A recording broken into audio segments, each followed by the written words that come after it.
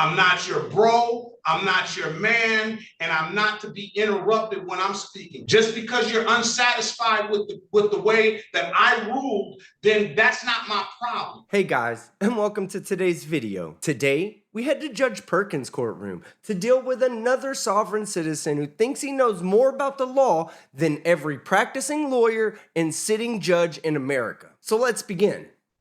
City of Detroit versus Christopher Perry Lewis, case number SP 151-06611. Appearance for the record, please. Sherika Harris on behalf of Mr. Lewis, please state your name for the record. I don't have an attorney. I'm representing myself. I articulated that at the last hearing. Today is the date and time set for a hearing on the bench warrant. I'm going to enter not guilty plea on his behalf. I'm going to give him a $0 bond. Mr. Lewis, you said you were here last time. Why did you miss your date? I actually didn't miss the date. I actually sent you a motion today to show you proof that I was actually in the hearing, and I was locked out of the hearing after an hour of waiting. As well as I sent you a motion for dismissal as well. I sent it last week. Yes, I sent it last week, but I resent it today, and I sent it in a Zoom chat as well to the prosecutor, the clerk, reporter, as well as the clerk. I didn't get that motion, either of those motions.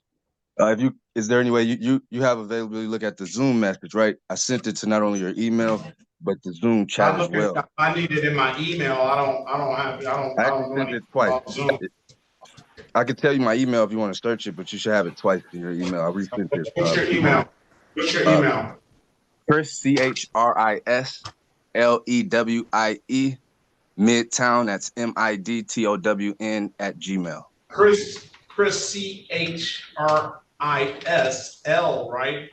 Yes, EWIE. I don't have it. So the self-proclaimed legal genius doesn't even know how to send an email properly. Makes sense to me. Okay, I'm resending it at the moment. I'm gonna put my email address in the chat, and I'll put my email so you'll have it, and send that to me, and we will have an opportunity to read that. I'll confirm that you sent. I'll wait to confirm that you send it to me, and I'll give you a date. The next court date is going to be a pretrial date on May the 28th, 2024 at 8:30. You need to get a copy of that to the city attorney as well. I actually just sent it to the prosecutor as well. Daya Mason, is that her? Yes. Prosecutor? Yes, I did just send her attachment. If she could send me a confirmation that she received it. Get it to her email address. So Mrs. Mason, you put your email address in the chat as well, so Mr. Lewis can get you a copy of that. I really appreciate that. File of that motion, those motions that it has. All right. I'm going to wait on that. Once I confirm that you gave me that, I will recall the case. So after many attempts and about a half a bottle of glue consumed, he finally got his email to Judge Perkins, but it only took Judge Perkins reading a couple of lines of it to dismiss it. And that really pissed off the soft-hard. Let's go back on the record with Mr. Christopher Lewis. I have received this motion, and I read the first couple of lines of it, and that I'm not concerned necessarily about the March 18th incident. I don't know what happened on that day, but you are here now, so we'll move forward.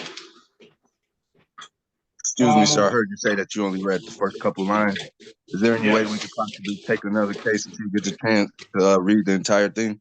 It's only 2 pages. I'm not going to read this entire thing today. It's only like 3 paragraphs, the entire thing. The rest are just case sightings.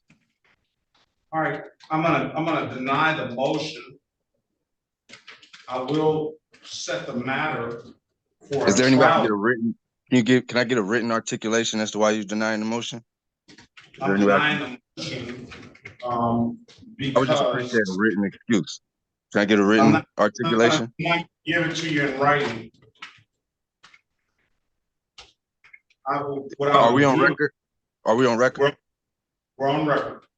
Okay. Is this court bound by the U.S. Constitution and Supreme Court rulings? Yes. Okay, you were denying my motion when I said that I had Fourth Amendment violations, and you're saying that you're denying my motion without looking into it or granting me a hearing to go over my motion, or give me an articulation as to why, a written excuse as to why. I want to make sure that that's what you're saying to me. You're asking for a change of venue. I'm denying I'm that. saying that.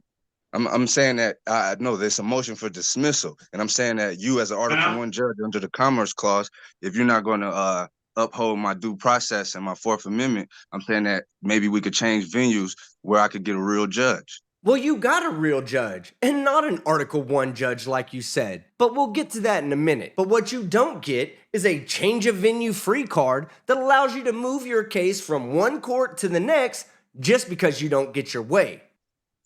Okay, I'm denying a motion to dismiss, okay? I'll set a trial date for you so you can be heard on that type of forum. I insist that the court give me a written excuse as to why you're denying my motion so I could take that to the tenor, okay? Well, you can insist all you want to. Okay, I appreciate that. But I'm telling you, you're telling me today why you're not going to look into it or give me a hearing. That's so I can go over the evidence that I have to present to go with my motion. You don't want to do any of that. So I'm just asking that you can give me a written excuse that I could go take and complain against you on, because that's violating my due process. You didn't even give me the chance to say we're going to schedule a evidentiary hearing or something like that. You're going to sit up here and disregard that when I made genuine claims and put genuine evidence in there. Overwhelming. If it was overwhelming, then it would have been dismissed. Your motion was denied because you make the exact same sovereign citizen bullshit claims, and it only takes a real judge like Judge Perkins a 2-line glance over to realize that there's no legal basis. So at the end of the day, like I said, there's no crime. This is a fraudulent charge. There's no suspect. Y'all suspect me for no crime. There's no victim, no losses. Okay? And in a minute, it's going to be malicious prosecution. So I'm asking you to dismiss this charge or change the venue. And if you refuse to do that, I'm asking you for a written excuse so I can take it to the tenor, sir. That's what I'm telling you. Because if not, I'm going to go to the tenor without it and let them know that you refuse to give me a written excuse, and you refuse to give me an evidentiary hearing, but you just straight denied it. When you just 5 minutes ago, you said you didn't even read it. Now you just denied it. That's conflict of interest. That's bias. That's all that. So let's put it all on record. If you feel just as strongly as you feel, give me a written excuse. If not, let's change venue. Because you're an Article I judge under the Commerce Clause. This conflict of interest, you only here to make money, man. You know what I'm saying? It ain't no crime. Wait a minute. Ain't no victim or no loss, bro. I'm not your, listen, I'm not your man. Look, sir. Hey, sir, respectfully, you're an Article I judge under the Commerce Clause. You've been on the bench since what, 21? Couple years? You need to talk to somebody. Oh, he's talked to plenty of you dipshits, but none of you have been able to make a legally convincing argument that has any legal merit whatsoever. So unless you went out and purchased some super secret sovereign citizen court information that none of the other cocksnots have ever found, then none of it's gonna be new. And today you'll be providing nothing more than unintentional deprecation for all of us to laugh at. I'm asking you to give me an evidentiary hearing to go over my motion for dismissal with the overwhelming evidence, or change venue. Because if not, I'm going straight to the tenor right after this. And that's on you, sir. You had this. You did this. Oh, all right. Now I'll let you speak. Straight like that. No, that's all we need. I don't want to hear any more from cool. you. It's cool. I appreciate it. This is due process violation. This is a due process violation right now. And the way y'all tried to railroad me when I was ready to argue my trial. I told you I was here to argue my trial. Y'all locked me out. Now you're trying to start the process over. They're not prepared to present a case. I'm telling you. They're not prepared to present an injured party, sir. What are we doing? Listen. Please do not say any more. You've already made your record. I've given you that opportunity. If you continue on, especially interrupting me while I'm talking, because I didn't interrupt you while you were talking. I'm not your bro, I'm not your man, and I'm not to be interrupted when I'm speaking. I gave you the respect and the right to speak. Just because you're unsatisfied with the way that I ruled, then that's not my problem. You take whatever. Wait a minute. Let me say it. Let me say it. You take whatever recourse that you feel that is necessary. Now, what I can do, Mr. Lewis, is I can set you a jury trial date. And at that jury trial date, you will have an opportunity to represent yourself or do whatever you want to do and put all your proofs on the record by a jury of your peers, and you can argue it that way, okay? A jury of his peers? You mean a bunch of third-year third graders? Good luck with that. I appreciate that, but I was still like a written. You order the transcript. You order the transcript. It's in the transcript. You asked me to read the couple of paragraphs that you made. Most of the paragraphs was referencing the incident on March 18th, as you and I'm not even debating or disputing it. I said I'm not concerned about March 18th or any missed date. I said that the most of what you're saying is in the it's not you know, I'm not even going to hold you to that, but in paragraph 2. Moreover, I want to emphasize that the initial charge against me in this court is fraudulent. I don't know that to be the case. That's why I'm giving you an opportunity to have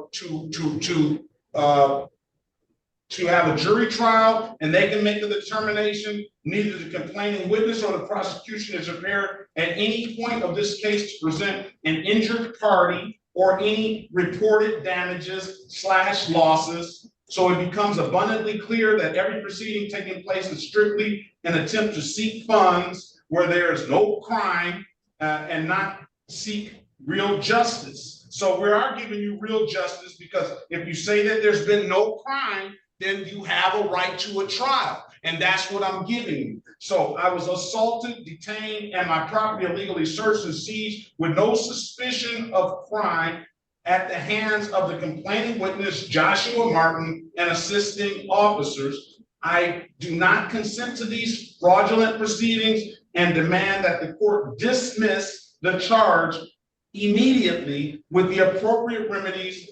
And I'm dismissing the motion based on that, because I am giving you a proper forum to argue your case, or allow me the right to change the proper venue of federal court where my U.S. constitutional rights will be upheld and not disregarded by Article 1 judge under the Commerce Clause. I don't understand that. That's okay, Judge Perkins, because it doesn't mean shit. Article 1 judges are typically federal judges and derive their jurisdiction from Article 1 of the United States Constitution. Judge Perkins, on the other hand, is a state judge and derives his jurisdictional powers from the Michigan State Constitution, which gets its powers from the 10th Amendment of the United States Constitution. Indicating a clear conflict of interest, I do not wish to proceed with this matter. You don't have to proceed any further because I'm dismissing the case. He did cite some case law. It was at Sherrar v. Cullen, 481 Federal 2nd 945. For a crime to exist, there must be an injured party, corpus delicti. There can be no sanction or penalty imposed on one because of the U.S. constitutional right.